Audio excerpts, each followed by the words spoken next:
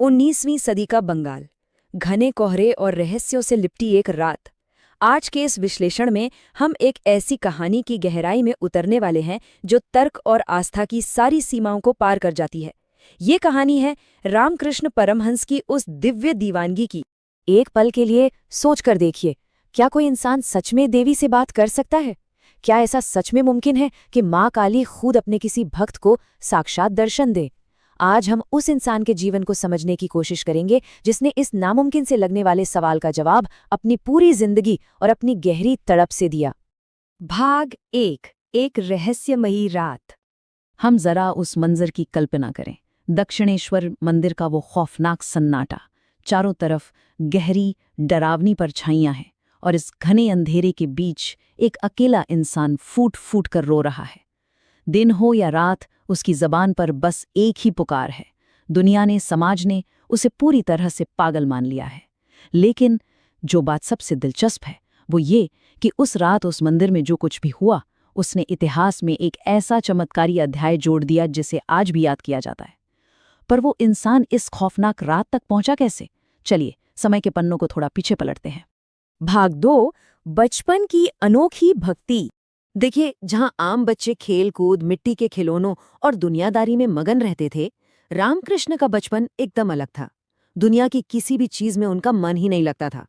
जब बाकी बच्चे खेल रहे होते तो वो घंटों घंटों तक मंदिरों में बैठकर बस भगवान का नाम जपते रहते। बहुत ही छोटी उम्र में उनकी चेतना, उनकी सोच इस साधारण दुनिया से पूरी तरह कट चुकी थी।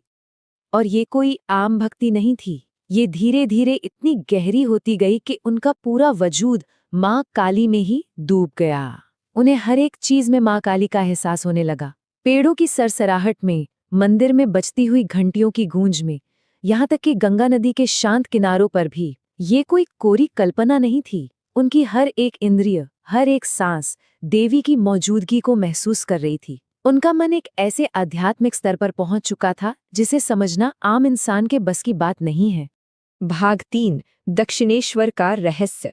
समय बीता और बड़े होने पर उन्हें दक्षिणेश्वर के काली मंदिर में पूजा करने का मौका मिला। और सच कहें तो यहीं से उनकी वो सबसे रहस्यमयी और गहरी साधना शुरू हुई। उनकी एक पुकार थी जो सीधे दिल को चीर देती है। माँ, क्या तुम सच में हो? अगर हो तो मुझे दर्शन दो। घंटों घंटों तक वो बस माँ काली की मूर्ति के सामने बैठे रहते और यही पुकार लगाते। उन गहरी खौफनाक परछाइयों के बीच उनका वो रोना, वो तड़प, ये इंसान की आस्था की चरम सीमा को बयां करता है।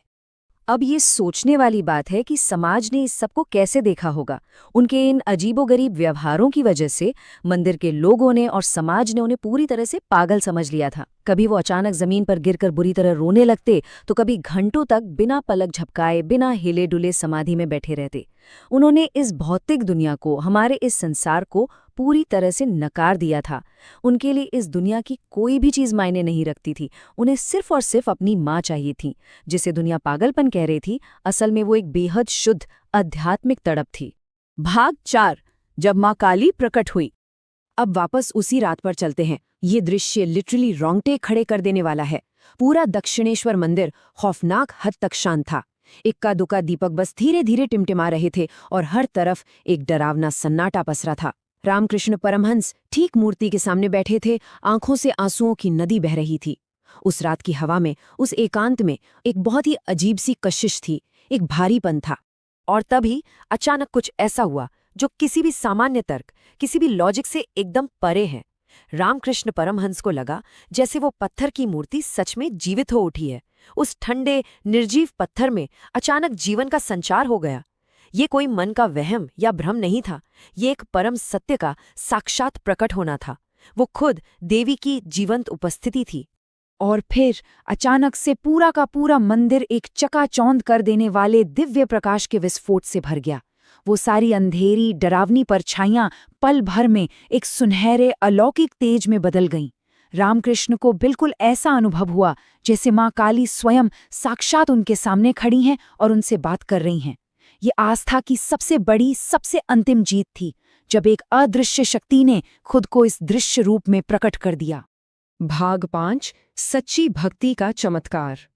उस बेजोड़ दिव्य प्रकाश का सामना करने के बाद रामकृष्ण परमहंस की चेतना पहले जैसी नहीं रही। वो पूरी तरह से बदल गई। वो सीधे समाधि की अवस्था में चले गए। अब ये समाधि क्या है? ये मन की वो बदली हुई अवस्था है जहां हमारी ये सांसारिक सीमाएं टूट जाती हैं।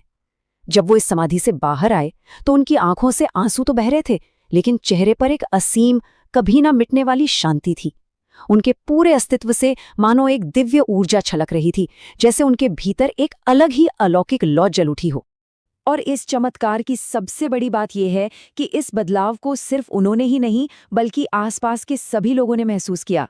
उस रात के बाद मंदिर के लोगों का नजरिया पूरी तरह से बदल गया। जब भी रामकृष्ण पूजा करते वो अचानक ही समाधि में चले जाते। लोगों ने खुद महसूस किया कि उनके आसपास एक बहुत ही शक्तिशाली, वाइब्रेंट, दिव्य ऊर्जा मौजूद रहती है। अब सबको समझ आ गया था कि ये कोई दिमागी बीमारी या पागलपन नहीं था। ये एक असाधारण, बेहद सच्ची भक्ति थी। वो सिर्फ पूजा नहीं कर रहे थे, वो पूरी तरह से उस परम शक्ति से जुड़ चुके थे।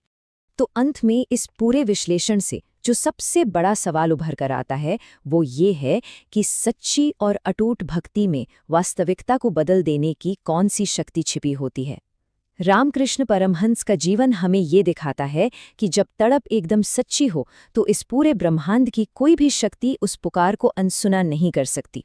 आस्था के उस चरम पर पहुंचकर पत्थर भी जीवित हो उठते हैं। ये कहानी सिर्फ एक इंसान की नहीं है बल्कि उस असीमित संभावना की है जो पूर्ण समर्पण के भीतर गहराई में छिपी होती है।